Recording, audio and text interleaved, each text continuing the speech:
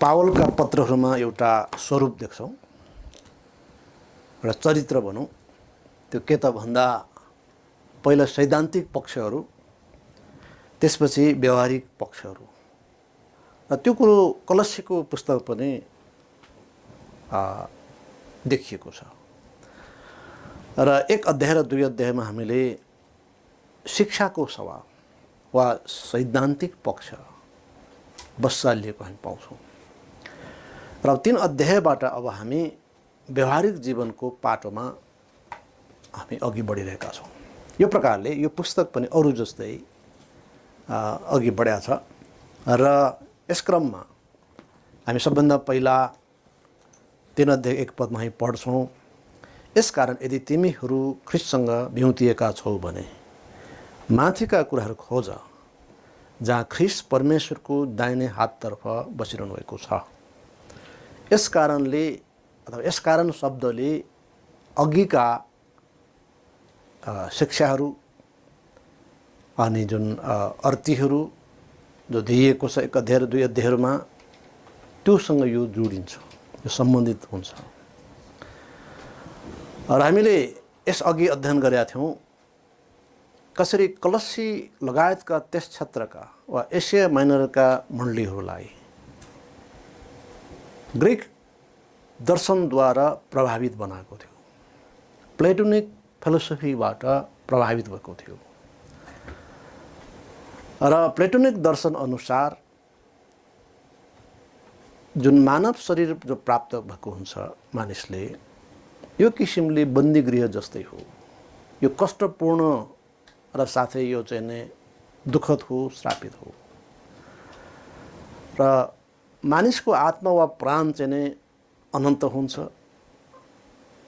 जस्तै कि हामी संसारमा अहिले छौँ, हामीहरूको सुरु चाहिँ नै अनादि थियो। र यसकामा हामी चाहिँ विभिन्न प्राणीहरूमा वा मानिसहरूमा हामी चाहिँ नै यसरी प्रवेश गर्दै र हामी यहाँसम्म आइपुगेका हौँ। र जब एउटा शरीरमा चाहिँ नै आत्माको प्रवेश हुन्छ वा प्राणको प्रवेश हुन्छ, ऊ एउटा कैदमा परेको अवस्था हो। अब त्यसबाट छुटकारा पाउनको लागि उसले ज्ञान हासिल गर्नुपर्छ कि म को हुँ र के का लागि यहाँ छु, कसरी मैले उन्मुक्ति पाउँछु, यो कुराहरू उसले सिक्न पर्छ गुरुहरूबाट। र साथै प्लेटोले मानिसको शरीरको पुनरुत्थानमा विश्वास गर्दैनथे। र तात्कालीन थुप्रै यस्ता दर्शनहरूले त्यो कुरा सिकाउँथ्यो कि मानिसको शरीर मरेपछि सकियो, समाप्त भयो। यो प्रकार यी सबै किसिमका जुन शिक्षाहरूको जुन जालो हो, यसले मानिसहरूलाई बडो भ्रमित बनाइरहेको थियो। र यी सबै जालोहरूलाई, भ्रमहरूलाई चिर्दै येशू ख्रीष्ट विजयी हुनुभयो। जब उहाँ सबैका पापको निम्ति बलिदान हुनुभयो अनि तेस्रो दिन बौरी उठ्नुभयो। र यस सत्यताद्वारा सम्पूर्ण मानव विचारहरू, दर्शनहरू गलत रहेछन् भन्ने कुरा थाहा भयो। यसैको फलस्वरूप सुसमाचार यरुसलेमबाट सुरु भएर यहुदिया, सामरिया अनि पृथ्वीको पल्लो छेउसम्म प्रचार गरिने जुन कुरा छ, त्यो कुरा देखियो। कसरी सुसमाचारले एसिया माइनरमा काम गर्यो, सिरियामा, एसिया माइनरमा, अनि त्यसै गरी चाहिँ मेसिडोनिया क्षेत्र अथवा युरोपका विभिन्न भागहरूमा, ग्रिस अनि रोम, इटाली, यी सबै क्षेत्रहरूमा कसरी सुसमाचार चाहिँ व्यापक रूपमा चाहिँ अघि बढ्यो त। मानिसहरूले थाहा गरे कि जब येशू ख्रीष्टको मृत्यु र बौरिउठाइ भयो, उहाँको वचन सत्य हो भन्ने बुझे। त्यसअघि मानिसहरू भ्रमित थिए र विभिन्न खाले दर्शनहरूको प्रभाव मानिसमा परेको थियो। यसर्थ 3 अध्यायको यस सुरुको खण्डमा त्यही कुरो उल्लेख भएको छ। यसकारण यदि तिमीहरू ख्रीष्टसँग बिउतिएका छौ भने माथिका कुराहरू खोज, जहाँ ख्रीष्ट परमेश्वर दाहिने हाततर्फ बसिरहनु भएको छ। ख्रीष्ट बौरी उठ्नुभयो। ख्रीष्ट मर्नु मात्र भएन, बौरी उठ्नुभयो र परमेश्वरको दाहिने हाततर्फ बस्नु भएको छ। यस कुराले सारा विश्वमा नयाँ तरङ्ग ल्याएको थियो। सबै ग्रीक दर्शनहरू, है सबै खाले ती चाहिने तत्त्वज्ञानहरू भनेको छ कलसी 2 को 8 मा, जसलाई हैन अङ्ग्रेजीमा फिलोसफी भनेको छ तत्त्वज्ञान। यी सबै तत्त्वज्ञानहरू वा दर्शनहरू विफल ठरिए, गलत ठरिए। र यसरी मानिसहरू एकाएक अब ख्रिस्टमा विश्वास गर्ने भए र रोमन साम्राज्य कसैले ढालेको होइन, आफै बिलाएर गएको, मूलभूत रूपमा सुसमाचारको कारणले। र यसपछि एकपछि गर्दै अर्को कि मानिसहरूले ख्रिस्टमा विश्वास गरे। सिजरको घरानाले समेत ख्रिस्टमा विश्वास गरेका थिए। यसर्थ यो ज्यादै अचम्मको सुसमाचार थियो, सत्यता थियो कि ख्रिस्ट अब बिउतनु भएको छ र अब हामी पनि मरेकोबाट बिउतिएका छौँ, किनभने हामीले ख्रिस्ट येशूमा विश्वास गरेका छौँ। त्यसकारण ख्रिस्टसँग बिउतिएका छौँ भने अथवा अब ख्रिस्टमा नयाँ जीवन पाएका छौँ भने नयाँ जीवनको चालमा हिँड। यो कुरा रोमी 6 को 4 ले पनि भनेको छ। अनि माथिका कुराहरू खोज। बाइबल सत्य रहेछ, पुष्टि भयो। मूलभूत रूपमा उहाँको मृत्यु र बौरिठाइबाट बाइबल सत्य ठरियो र सबै मानव दर्शनहरू फेल खाए। त्यही पनि मानिसहरू जबरजस्त गर्छन्, होइन मेरो धर्म ठिक हो, मेरो चाहिँ यहाँ त्यहाँ ठिक हो।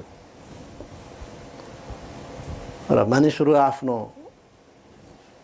जबरजस्तले मानिसहरू फसिरहेका छन् र कठोरता कारण नष्ट हुन्छन्। तर एउटा स्वतन्त्र विवेकले वा सुविवेकद्वारा सोच्ने हो भने बाइबलले जे भन्दै आएको हो ती कुरा त पुरा भएका हुन्। त येशू ख्रिस्टको मृत्यु र बढिठाएको सन्देश नै बाइबलको मूल सार हो। त बाइबल सत्य ठहरिएको छ। त अब मानिसहरूले ख्रिस्टमा विश्वास गर्नु जरुरी छ र उहाँमा विश्वास गरेर उनीहरू ख्रिस्टसँग बिउतिन्छन्। अब उनीहरू माथिका कुराहरू खोज्नुपर्छ, अथवा हाम्रो अनन्तता पृथ्वीमा होइन माथि हो जहाँ परमेश्वर हुनुहुन्छ। त्यसले माथि कुराहरू खोज जहाँ ख्रिस्ट परमेश्वर दाहिने हाततर्फ बसिरहनु भएको छ। यसरी ख्रिस्टमा विश्वासहरूलाई पूर्ण र बलवान बनाइएको छ, पूर्ण र धनवान बनाइएको छ, पूर्णता दिइएको छ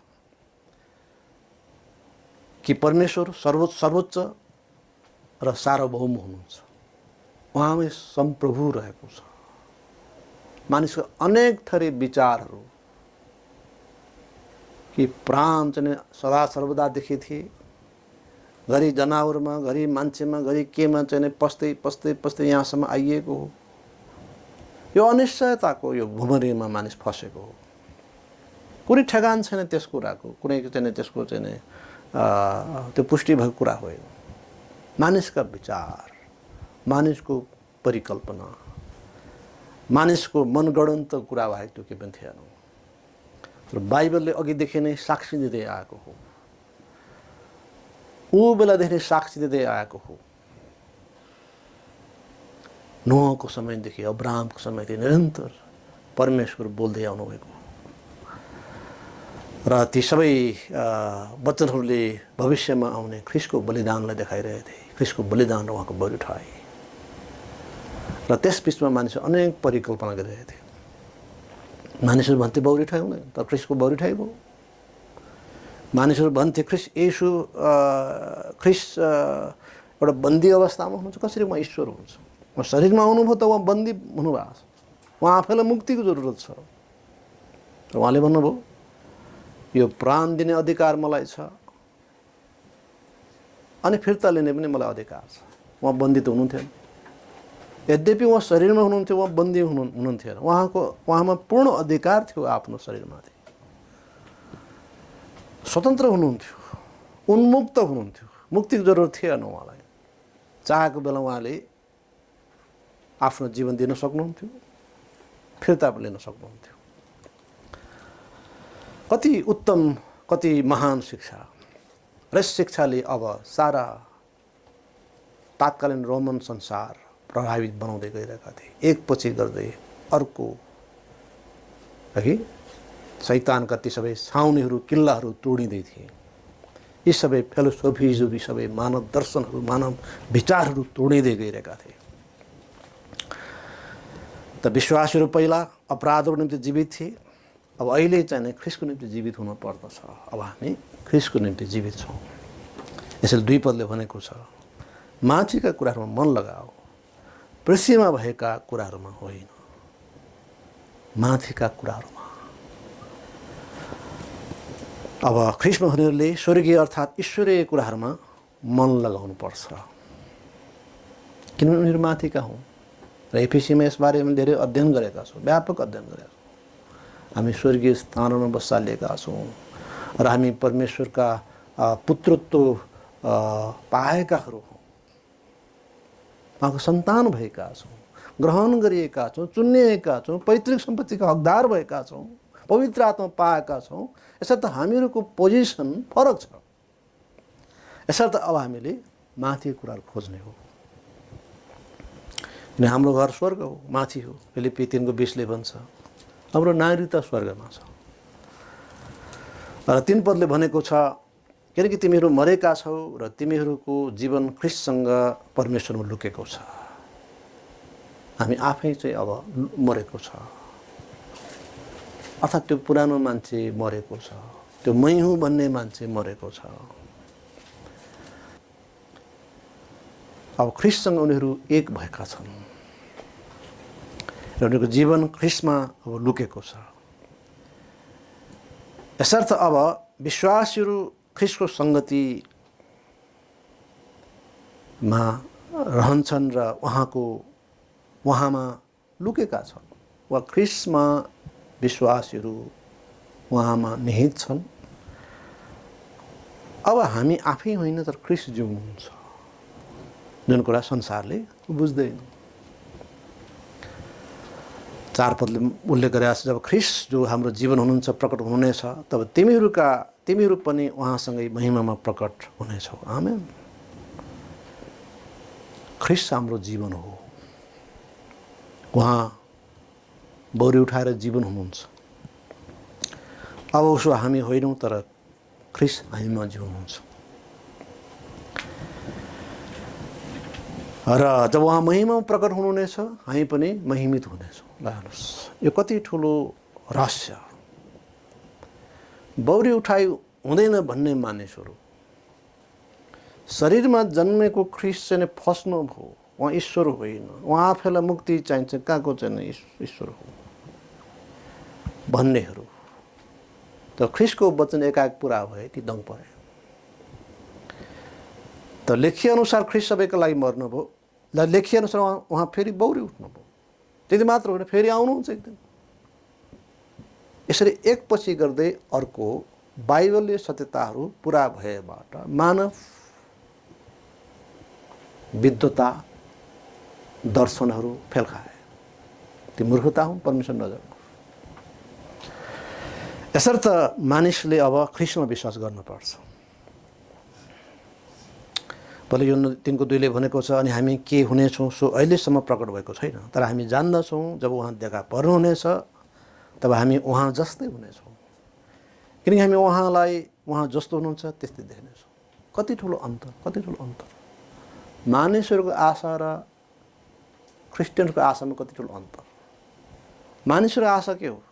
म त फसेँ, यो शरीरमा म जन्मिया छु, म त फसेँ, अब यसबाट उद्धार हुनु छ, मैले धर्म कर्म गर्नुपर्छ, तपस्या गर्नुपर्छ, मैले ध्यान गर्नुपर्छ, तप गर्नुपर्छ, र पनि ठेगान छैन। न भरि पछि न कुकुर भएर जन्मिने हो, न स्याल भएर जन्मिने हो। कति अनिश्चयता, कति अन्धकारमा झटारो हाने जस्तो मानिसको अवस्था छ। तर हामी निश्चयता साथ भन्छौँ, एक दिन जब प्रभुको आगमन हुन्छ हामी उहाँ जस्तै हुन्छौँ। पृथ्वीमा हामी घरिघरि जन्मने मर्ने गरिरहनु लेखिएको छ हिब्रू 9:27 मा। मानिसको निम्ति एकचोटि मरण, त्यसपछि न्याय नियुक्त भएको छ। यसर्थ आमाको गर्भमा जब हाम्रो भ्रूणको सृजना भयो तब नै हाम्रो उत्पत्ति भयो। हामी त्यस अगाडि कहीँ थिएनौँ र हामी जन्म्यौँ। एकपटक जन्मे फेरि पनि जन्मिनेवाला छैनौँ। है। 84 लाख जन्मने मर्ने यो कुरा मानव विचार हो, मानव दर्शनको कुरा हो। परमेश्वरले भन्नुभयो एकचोटि मरण त्यसपछि न्याय नियुक्त भएको छ। यसको माने मान्छे एकचोटि मात्रै जन्मने हो, अर्थात् मान्छे एकचोटि आमाबाट जन्मिन्छ, सकियो। अब ऊ न्यायमा उभिने हो, अनन्त विनाश जाने कि अनन्त विश्राममा जाने है। उसले ख्रिस्टमा विश्वास गरे नगरेको आधारमा त्यो निश्चय हुन्छ, त्यो निर्धारित हुन्छ। अनि जब उहाँको आगमन हुन्छ, उहाँको महिमा प्रकट हुन्छ, जब हामीहरू भारी आनन्दित हुनेछौँ। पहिलो पत्र 4:13 भनेको छ। र उहाँको प्रकटीकरणलाई अविश्वासले त विश्वास गर्दैन, स्वीकार गर्दैन। ठिकै छ, त्यो उहाँहरूको समस्या हो। र जुन परमेश्वर आत्मा हामीमा बास गर्नुहुन्छ, उहाँले आफ्नो आत्माद्वारा हाम्रा मरणशील शरीरहरूलाई एक दिन जीवित पार्नुहुनेछ। रोमी 8:11 र 17 भनेको छ। एक दिन जुन आत्मा आज हामीमा हुनुहुन्छ, त्यही आत्माले हाम्रो शरीरलाई, देनहीन शरीरलाई बौराउनेछ। अथवा हाम्रो एक दिन मरेर गएको जने अवस्थामा बौराउनेछ। त्यसमा बौरी उठाई बाइबलीय शिक्षा हो। प्लेटोनिक दर्शनमा यो थिएन, ग्रिक दर्शनमा यो थिएन। धेरैजसो संसारका चाहिँ दर्शनहरू त्यो भन्दैन थिए। सबैले मान्छे मरेपछि सकियो भन्ने कुरा विश्वास गर्थे। है, यसर्थ ख्रिस्टको पुनरुत्थानले मानव दर्शनहरूलाई झुट साबित गरेको छ। आमेन। र ख्रिस्टको वचन र बाइबलका शिक्षाहरूलाई सत्य साबित गरेको छ। आमेन। ख्रिस्टको बौरी उठाइले। यसर्थ जति पनि कुराहरू ख्रिस्टको बारे मानिसहरूले विश्लेषण गरे आफ्नो दर्शनहरू मार्फत, ती सब झुटा साबित भए। है कि जब ख्रिस्टको मृत्युबाट बौरी उठाइ भयो। त्यसकारण रोमिएको 4ले एकदमै स्वस्फूर्त रूपमा ज्यादै उत्साह साथ यसो भन्दै सुरु गर्छ कि यीशु ख्रिस्टको बौरी उठाइद्वारा उहाँ सामर्थ्य साथ परमेश्वर पुत्र ठहरिनुभयो। र यसले बाइबल विश्वासीहरूले कति ठुलो उत्साह प्रदान गर्यो। र पावल प्रेरितले यही सन्देशबाट रोमीहरूलाई पत्र लेख्न सुरु गर्छन्। रोमन फिलोसफिज, ग्रिक फिलोसफिज, संसारका विभिन्न फिलोसफिज अर्थात् तत्त्व ज्ञानहरू, उनीहरूका दर्शन वा उनीहरूका विचारहरू फेल खाए जब ख्रिस्टको बौरी उठाइ भयो। यसर्थ अब हामी विश्वासीहरूलाई जिम्मेवारी छ। 5 पदले भन्छ, यसकारण पृथ्वीमाथि भएका तिमीहरूका अङ्गहरूलाई मार, व्यभिचार, अशुद्धता, प्रबल वासना, कोइच्छा र लोभलाई, जो चाहिँ मूर्ति पूजा हो। यसकारण अब हामीले आफ्नो पुरानो मानिसलाई मार्नुपर्छ, अथवा पुरानो मानिसलाई हामीले हुन्न भन्नुपर्छ। अब हामी नयाँ जीवनमा जिउनुपर्छ। यसर्थ अभिलाषमा समर्पित अङ्गहरूलाई लास बनाऊ, मार। अब क्रिस्चियनहरू ख्रिस्टसँगै मरेका छन्।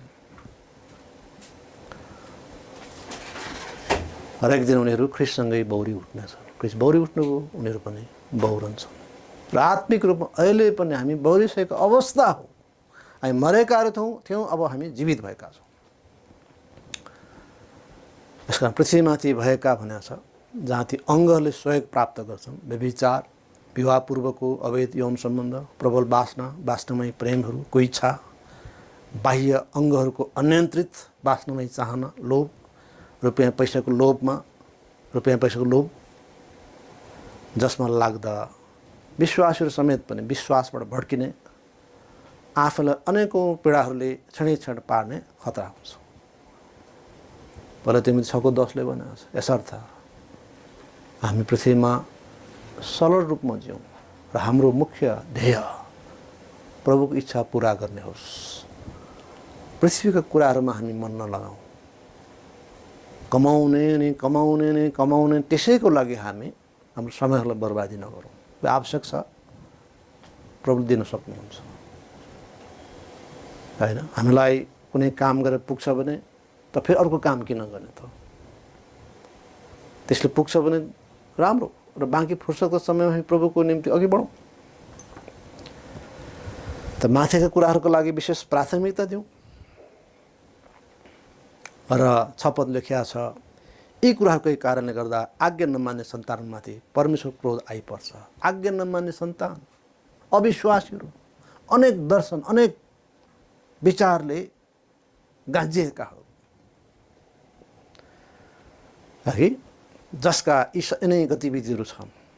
कोही इच्छा, लोभ, प्रबल वासना, जेसुकै दर्शन र विचार भए पनि अन्ततः उनीहरू त्यसैका लागि जिउँछन्, र यसरी जिउँदा परमेश्वर क्रोध उनीहरूमाथि आइपर्नेछ। यसरी शिक्षामा वा परमेश्वर सत्यतामा विश्वास नगर्ने सन्तानहरूमाथि परमेश्वरको क्रोध आइपर्नेछ। रोमी 1:18 भन्छ, सबै अभक्ति र अधर्मको विरुद्धमा परमेश्वर क्रोध प्रकट भएको छ। र हामीले पुस्तक प्रकाशको अध्ययनमा हेरेका छौँ, कसरी 6 अध्यायदेखि निरन्तर 18 अध्यायसम्म परमेश्वर क्रोध पृथ्वीवासीमाथि खनाइँदैछ। यस कुराको ज्ञान हामीलाई दिइएको छ प्रभु, किन हामी उहाँको वचनमा विश्वास गर्छौँ। संसारी कुरामा विश्वास गर्दैन, त्यस कारण तिनलाई त्यो बताइन्न, तिनले ती जान्दैनन्। प्रभुले किन उखानहरूमा कुरा गर्न थाल्नुभयो? इस्राएललाई धेरै प्रयास गर्नुभयो सिकाउनलाई, बताउनलाई। जब तिनीले अविश्वास गरे त उहाँ उखानहरूमा बोल्न थाल्नुभयो। किन? यी रहस्यहरू उनीहरूको लागि अब दिइन्न, तर चेलाहरूलाई दिइन्छ। तसर्थ संसारलाई सिकाइन्न। यी सबै अचम्मक सत्यताहरू जति हामीलाई सिकाइएको छ, संसारलाई सिकाइएको छैन। होला प्रोफेसर होला, विद्वानहरू होला, तर तिनले यी रहस्यहरू बुझ्दैनन्। र ती आज्ञा नमान्ने सन्तानहरू हुन् र क्रोधको सन्तान हुन्। र 7 पदले भनेको छ, यी कुराहरूमा जीवन बिताउँदा तिमीहरू पनि एक समय तिनीहरूकै बीचमा हिँड्थ्यौ। तिमीहरू पनि त्यस्तै थियौ कुनै समयमा। र एफिसीहरूको बारेमा बताइएको छ कि तिमीहरू मरेका थियौ, तिमीहरू यस संसारको देवको अधीनमा नियन्त्रित थियौ, र शरीरको कोही इच्छाहरूमा तिमीहरू जिउँथ्यौ। त्यही किसिमले कलस्सीहरूको पनि हालत त्यही छ, उनीहरूको अवस्था त्यही थियो, मरेकाहरू थिए। अर्थात् ती चाहिँ नै परमेश्वरमा जीवित पारिएको थियो, पापहरूमा मरेका थिए, यस संसारका मालिकको अधीनमा नियन्त्रित थिए, अन्धा पारिएका थिए, र सबै कोही इच्छाहरूमा ती जिउँथे। यसरी अघिको अवस्था त्यसरी जिउँथे। अब आत्मामा जिउनुपर्छ, अब आत्मामा हिँड्नुपर्छ। गलाती 5:25ले त्यो भनेको छ। र 8 पदले भन्छ, तर अब तिमीहरूले पनि यी सबै कुराहरूलाई फालिदियो, रिस, क्रोध, द्वेष, निन्दा आफ्नो मुखबाट निस्कने फोहोर बोली। अब हिजो जसरी अब नबोल, अझै पनि संसारले यसरी बोल्दछ। रिस, क्रोध, द्वेष, निन्दा आफ्नो मुखमा, है, सबै निस्कने फोहोर बोली। आज संसारमा समस्या किन छ? यही कारणले छ, हैन? देशभित्र आन्तरिक समस्याहरू छन्, विरोध र विद्रोह मात्रै छन्, है। प्रधानमन्त्री बनिन्नन्, राष्ट्रपति बनिन्नन्, कोही कसैलाई मानिन्नन्। रिस उठ्या छ, उसले बोल्या छ, जे पाइ त्यही बोल्या छ। अन्तर्राष्ट्रिय सीमाको समस्या त्यस्तै छ। यिनै लोभ र कुदृष्टि सबै चाहिँ लालसाका कारण सबै कुरा हुन्छ। सर्लक्क चाहिँ नै सिधाइदिनु, होइन, माने मिलाएर टक्क राखिदिनु। छिमेकी बीचमा तनावै हुन्। अन्तर्राष्ट्रिय अनि छिमेकी राष्ट्र बीचको भाइचारा बढ्छ, र अलिकति सीमा मिच्यो आज, भोलि पनि मिच्यो। कमजोर राष्ट्रहरू सधैँ मिचे, होइन, त विद्रोह त त्यहाँ हुन्छ। भोलि ती नै कमजोर राष्ट्रहरूबाट पनि ठुला राष्ट्रहरू पीडित हुन सक्छ। र अब संसार यस प्रकारले चाहिँ समस्याले भरिएको हामी देख्छौँ। काहीँ कतै कसैलाई शान्ति छैन। किन त भन्दा मानिसहरू यिनै रिस, क्रोध, द्वेष, निन्दा, यी सबै खाले दुष्टतामा जिइरहेका छन्। अब हामीले यी सबै कुराहरू फाल्नुपर्छ, किन हामी ख्रीष्टमा आएका छौँ। तिमीहरू त्यसमा अब जिइरहेका छैनौ। यी सबै कुराहरूलाई अब हटाइदियो कि निन्दा भने इभिल स्पिकिङ, अरूको विषयमा नराम्रो कुराहरू बोल्ने, चाहिने नचाहिने कुरा बोल्ने, खराब बोली भनेको छ। जुन कुरा एफिसी 4:31 पनि लेखेको छ कि खराब बोली नबोल, तर यस्तो कुरा बोल कि सुन्नेहरूलाई अनुग्रह मिलोस्, फाइदा होस्।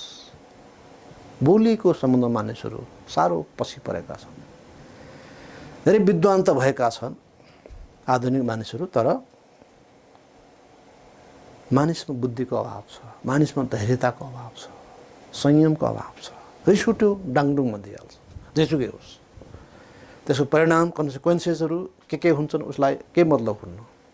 फोहोर बोली अर्थात् व्यर्थका कुराहरू, यस्ता कुरालाई फुकालिदियो वा पुरै हटाइदियो भनेको छ। 9 पद लेखेको छ, एउटाले अर्कोसित झुट नबोल, किनकि तिमीहरूले पुरानो मान्छेलाई त्यसका कामहरू समेत निकालिदिएका छौ। झुट नबोल।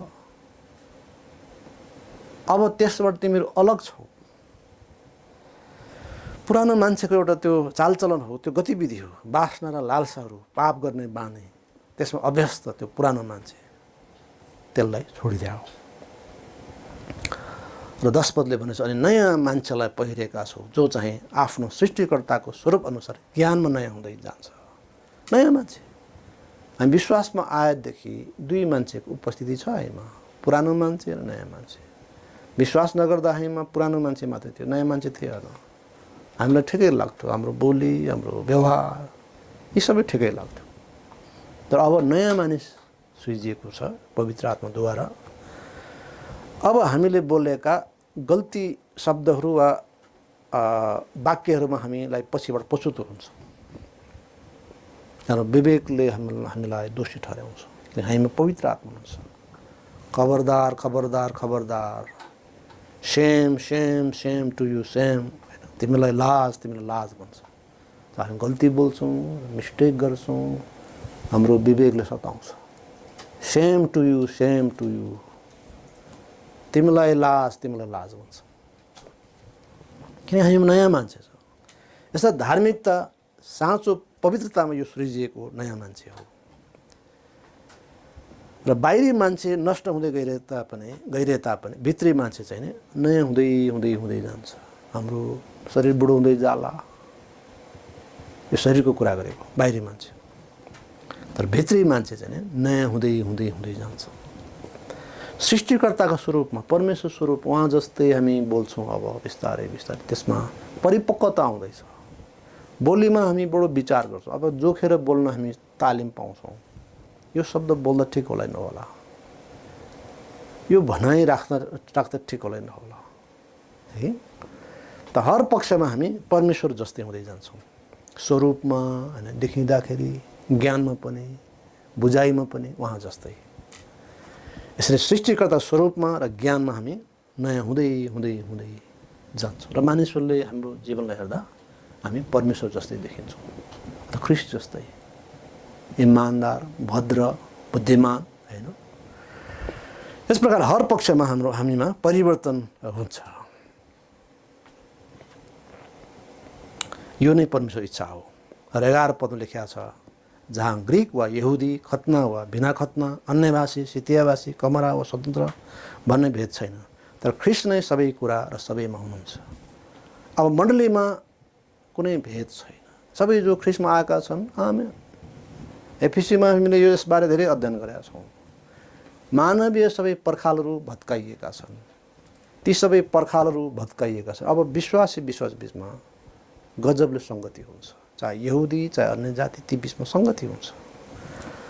र त्यस्तै गरी चाहे धनी चाहे गरिब, ती बिचमा सङ्गति हुन्छ। यो प्रकारले बडो अचम्म प्रकारले हामीलाई परमेश्वरले हाम्रो स्थानमा परिवर्तन ल्याउनु भयो।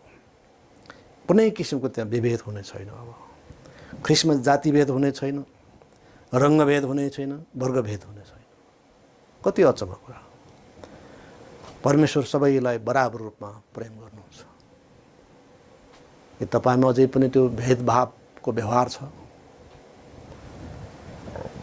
बाँकी साउथ एसियन कल्चरमा यो जाति भेदबाट डरलाग्दो रूपमा रहेको छ। जस्तै कि युरोपियन अनि अमेरिकी राज्यहरूमा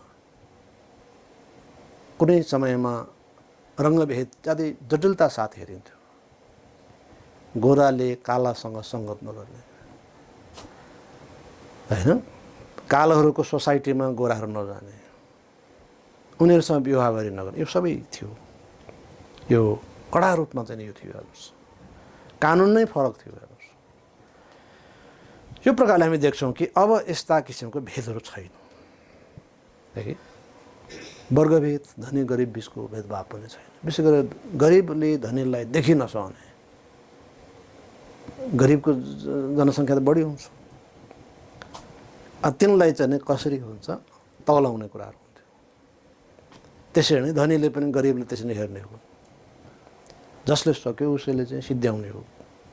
तर अब यी सबै कुराहरू ख्रिस्टमा समाप्त भएको छ। ख्रिस्टले सबैलाई प्रेम गर्नुहुन्छ र यही प्रभुलाई हामी विश्वास गर्छौँ, जो हामी सबैको लागि मर्नुभयो, फेरि बौरी उठ्नुभयो। अब सबै खाले मानव दर्शनहरूलाई हामी इन्कार गर्छौँ। अनेक थरीका तिनका विचारहरू, अनेक थरीका तिनका दर्शनहरू ख्रिस्टको मृत्यु र बौरिउठाइबाट विफल तुल्याइए, ती गलत हुन् भनी साबित भए। यसको फलस्वरूप रोमन साम्राज्यमा ख्रिस्टको सुसमाचार एकपछि गर्दै अर्को ती सबै चाहिँ नै किल्लाहरू भत्काउँदै अघि बढेको। राजा पनि त्यही अवस्था वास्तवमा। ज्यादै कठोर राष्ट्रहरू पनि छन्, आफ्नो धर्मको लागि, आफ्नो दर्शनको निम्ति, आफ्नो विश्वासको निम्ति। त ती सबै ठाउँमा पनि ख्रिस्टको सुसमाचारले काम गरेका छन् र ख्रिस्टको प्रेमले सबै किल्लाहरू भत्काउँछ। यसर्थ सुसमाचारको जुत्ता भनेको छ, चाहिँ सुसमाचारलाई जुत्ता भनेको छ। जुत्ताद्वारा हामी जसरी क्षेत्र विस्तार गर्छौँ, जति जति हामी परपर हिँड्दै जान्छौँ क्षेत्र विस्तार हुन्छ र सुसमाचारले ठिक त्यही काम गर्छ। र यसर्थ हामी ख्रिस्टको यस धन्यको सुसमाचार निम्ति खडा हुनुपर्छ। र जतिले ख्रिस्टलाई विश्वास गर्नुभएको छैन, यस धन्यको सुसमाचारमा विश्वास गर्न हामी आह्वान गर्छौँ, अनुरोध गर्छौँ। ख्रिस्ट सबैका प्रभु हुनुहुन्छ, जो शारीरिक रूपमै परमेश्वरको सारा ईश्वरत्वले वास गरेको व्यक्ति हुनुहुन्थ्यो, जसको बलिदान भयो। सबैको पापको निम्ति बलिदान हुनु जरुरी थियो, किनकि मृत्युको अधीनमा रहेकाहरूलाई उहाँको आफ्नो मृत्युद्वारा छुटकारा दिनु थियो।